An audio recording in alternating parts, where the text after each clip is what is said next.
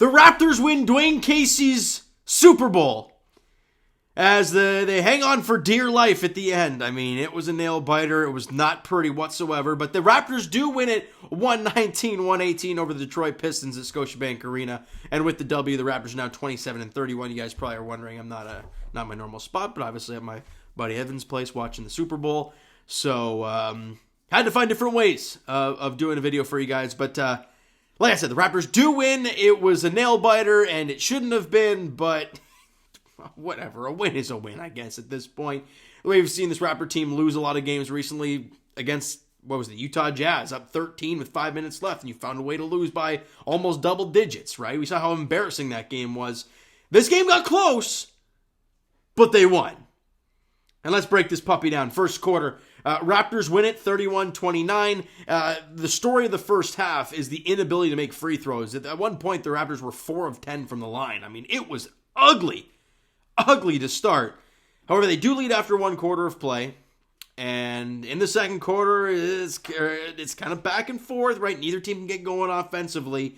And you're -1 in the quarter. You're up by 1 at the break. So not in great shape. But how are you going to come out in the third quarter? Maybe make something happen, right? And they do. Raptors drop 31 in the third quarter. They only allow 25. And you're up by 7 heading into the fourth. You're in good shape. Now let's just, build on it in the fourth and get it done. Now, Pascal Siakam, obviously a big factor in that third quarter. In the first half, he royally struggled shooting the ball in all aspects, right? I think he was like 2 of 9 to start from the field.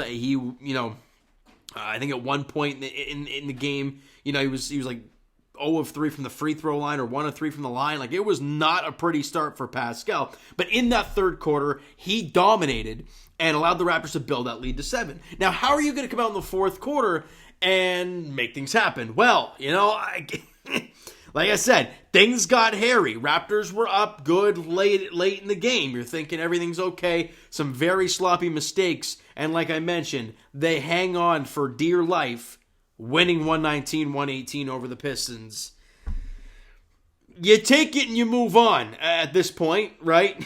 Let's talk about some positives, because you have to. The way we've dealt with a lot of these losses this season, you got to find a way to take some sort of positive out of these games. I thought Jakob Poeltl looked a lot better in this game today. Look, the stat line suggests 6 points, 5 rebounds, 1 assist.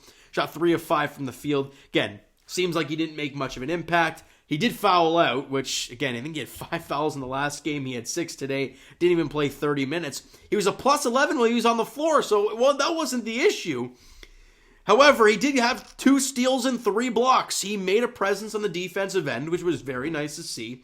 And on the offense, I think he got a little too pass happy at times, but overall, not a terrible game for Jakob. Again, it's only second game back as a Raptor, so I thought he was better in this one. Precious Achiuwa, he royally struggled shooting the ball early on, but again, the rebounding was fantastic early in this game. Ended it with a double-double, 11 points, 11 rebounds, and 1 assist. Shot 4 of 10 from the field, was 3 of 6 from the line. So again, the team overall struggled from the line, and was 0 of 2 from 3.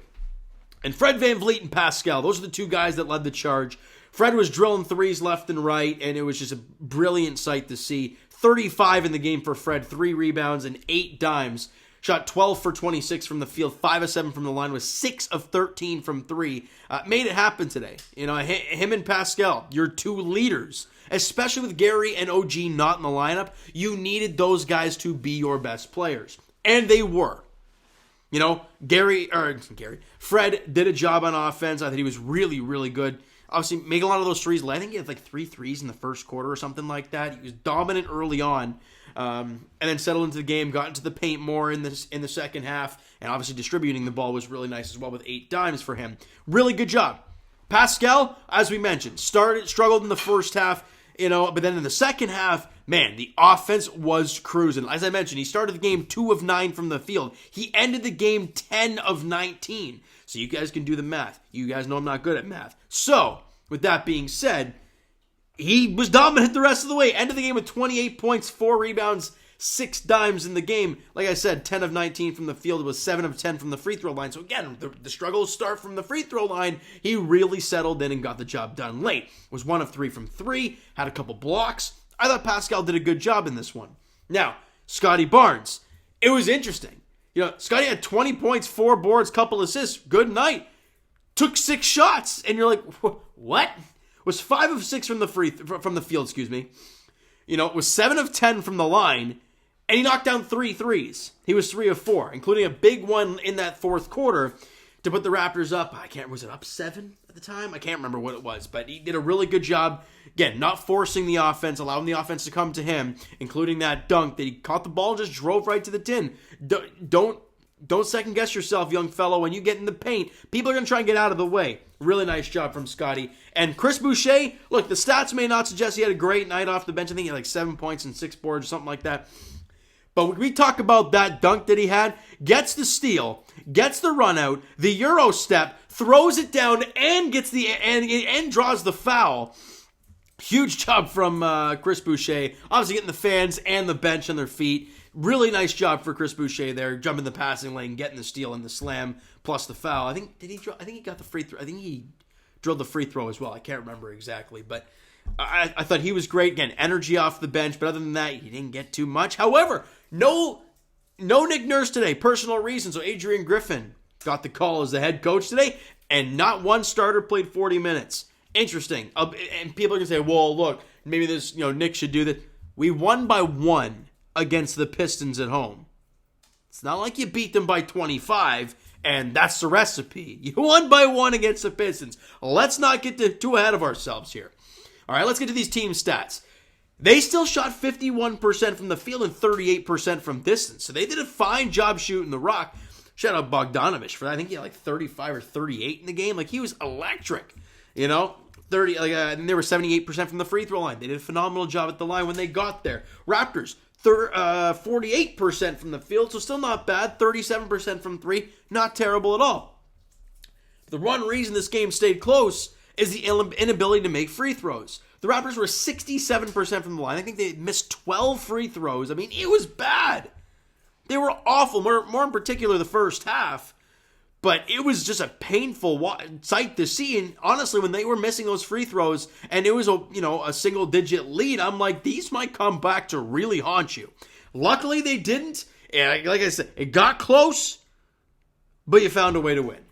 Let's get to these team stats real quick and wrap this puppy up so we can watch the second half of the Super Bowl. +8 on the glass, +7 in the offensive glass. Raptors turnovers were 16. They doubled up the Detroit Pistons in the turnovers, which the Raptors were +9 in the points off a turnover, so made them pay for their mistakes, which was really nice to see. But only on the +7 in the offensive glass, they were only +3 in second chance points. You'd have loved to see them convert on extra opportunities, but let's be honest, that's the Raptors' motive. Just get a ton of extra opportunities and make a few more shots. That's really the recipe for this team, which is painful quite often. All right? Now, the next game for the Raptors is on Tuesday night at Scotiabank Arena, 7:30 tip-off there, where they take on the Orlando Magic. And the Orlando Magic, guys, if you've been seeing the standings quite often, you'll know that the Magic have been playing actually some pretty good basketball. They're 11 games under 500, only 5-5 in the last 10 games. But again, the teams that they have beaten, right? They beat the Nuggets. They beat the Nuggets. They beat the best team in the Western, well, one of the best teams in the Western Conference. In the Denver Nuggets. They lost to Miami in overtime, right? They lost by 4 to the Knicks. They beat the Hornets, beat the Timberwolves. Yeah, they lost to Philly, but they beat Philly in Philly, right? They've been playing some pretty good basketball at the Orlando Magic. Now, the question is, can the Raptors, and I think you remember that sweep in Orlando when they beat us both times? Yeah, it was painful. So, let's see what happens this time. 7:30 tip-off, like I said, at Scotiabank Arena on Tuesday night at 7:30. All right, so you know what, guys? That's going to do it for this one. You enjoy the video and, I guess, getting a W.